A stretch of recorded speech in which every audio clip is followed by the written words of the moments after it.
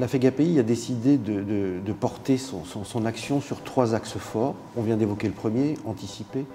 Le deuxième, et vous l'avez évoqué dans vos interventions, c'est l'expertise et la qualification de nos professionnels. Effectivement, pour nous, c'est un élément important de l'accompagnement des personnes dans leur parcours de vie. Ce que les recommandations aujourd'hui de la HAS et de la NESM viennent d'ailleurs d'appuyer en exigeant un niveau de qualification et de compétences élevé, ce qui implique des efforts non négligeables en matière de formation. Or, aujourd'hui, les employeurs sont confrontés à une difficulté dans leur contribution à un fonds paritaire de sécurisation des parcours professionnels, alors que ces fonds ne sont pas réinjectés dans les programmes de formation. Donc comment les employeurs associatifs, que sont les associations gestionnaires d'établissements et de services, peuvent-ils répondre à cette difficulté, à cette injonction aujourd'hui paradoxale, comment faire mieux avec moins de moyens? Il n'est pas normal que les fonds de la formation soient aujourd'hui sans grande lisibilité sur finalement ce qu'ils deviennent. C'est un gâchis de moyens financiers, certes, mais c'est aussi un gâchis d'expérience humaine, de capitalisation, de l'expérience humaine. Donc il faut absolument que cela cesse et qu'il y ait la récupération pour le secteur des cotisations de formation et l'adaptation des circuits. Alors, Monsieur Rochefort, sur ce thème de la professionnalisation, prenons un moment pour regarder le sujet de la formation initiale, et en particulier les diplômes, que ce soit le diplôme d'État d'infirmière ou le diplôme d'État d'éducateur spécialisé, quand l'on va regarder la construction des modules, quand l'on va parcourir les référentiels métiers, l'on trouve en très peu d'occasions la référence aux pratiques, à l'accompagnement, au savoir-faire concernant les personnes handicapées. Savez-vous combien de fois dans le référentiel d'éducateur spécialisé, par exemple, le mot handicap est cité sur un référentiel qui fait 70 pages, une fois? Cela veut dire que l'organisation, les contenus de nos diplômes doivent être revus en profondeur. L'on sait que pour cela, il faut un volontarisme politique, qu'il faut une volonté politique forte. Est-ce que le candidat, François Bayrou, a cette volonté d'infléchir l'organisation des diplômes de formation initiale? Nous considérons qu'aujourd'hui, la France a besoin de redevenir un pays d'excellence dans la formation à la fois généraliste et appliquée et professionnelle. François Bayrou propose la création d'une agence nationale de la formation tout au long de la vie. Cette agence nationale de formation tout au long de la vie ayant comme objectif à la fois de rééquilibrer ce dont nous parlions tout à l'heure sur les fonds de la formation professionnelle, mais de faire en sorte aussi que la formation soit au plus près des métiers dont nous avons besoin et dont nous pensons que l'avenir nous fera en avoir besoin. Donc il faut absolument créer des modules.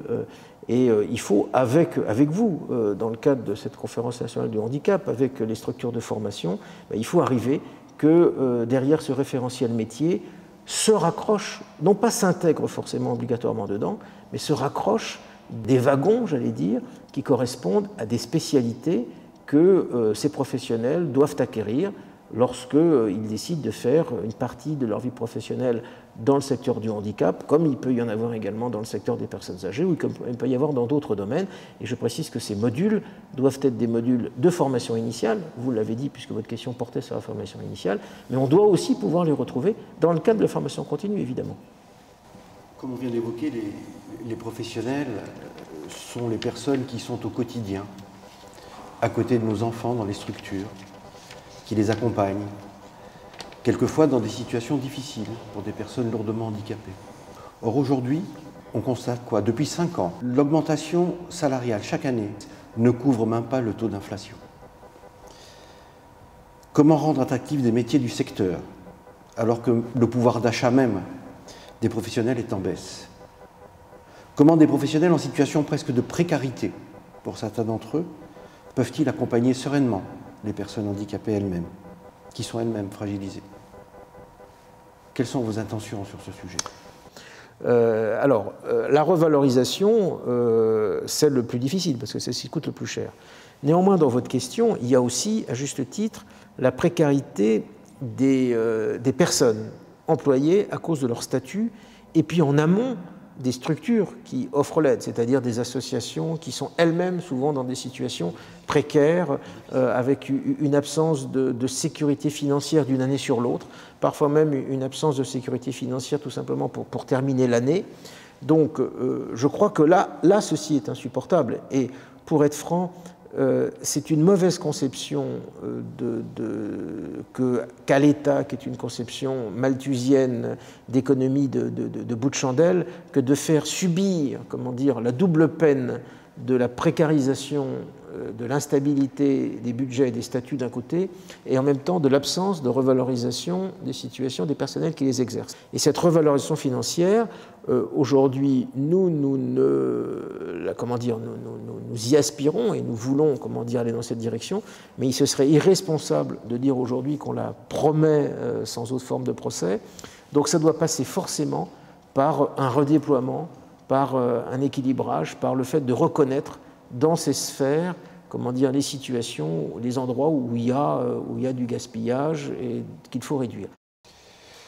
Nous avons précédemment évoqué deux sujets, celui de la prévention et celui de la formation, où vous nous avez indiqué très clairement vos intentions. Il y a un autre domaine où la France, et en particulier les politiques publiques à destination des personnes handicapées, constate aujourd'hui un certain retard, c'est celui de la recherche et en particulier de la recherche appliquée. Nous dépensons chaque année collectivement 14 milliards d'euros à financer l'accompagnement des personnes handicapées. En amont de cet investissement important, collectif, financé pour l'essentiel par la solidarité nationale, nous dépensons pratiquement rien dans la recherche et en particulier dans la recherche appliquée, dont l'objet est l'étude, l'évaluation de l'innovation, de ce qui marche moins bien, pour permettre aux professionnels de l'accompagnement d'avoir des repères et d'adapter les résultats de ces recherches appliquées à leurs propres pratiques professionnelles. Donc les professionnels ont besoin, comme les personnes handicapées, des résultats objectifs de ces études. Or, nous n'étudions pas, nous ne recherchons pas. Il y a là un domaine dont nous pensons qu'il est un domaine d'investissement d'avenir pour la santé des Français, mais aussi pour l'efficience de nos dispositifs. Est-ce qu'il y a de votre part une volonté d'aller aussi sur ce terrain-là, qui est celui de la recherche appliquée au bénéfice quotidien des personnes handicapées? Alors, vous ne savez pas à quel point vous rencontrez vraiment une de nos préoccupations majeures, qui est justement dans le thème du produire. Parce que pour nous, le produire en France est essentiellement basé sur l'innovation, la recherche-développement dans tous les secteurs générateurs de plus-value et de possibilités de développement économique. Et pour nous, cela passe par la multiplication de ce qu'on appelle les pôles de compétitivité. Il faut des pôles de compétitivité liés à la question du handicap. Et qu'est-ce que c'est qu'un pôle de compétitivité?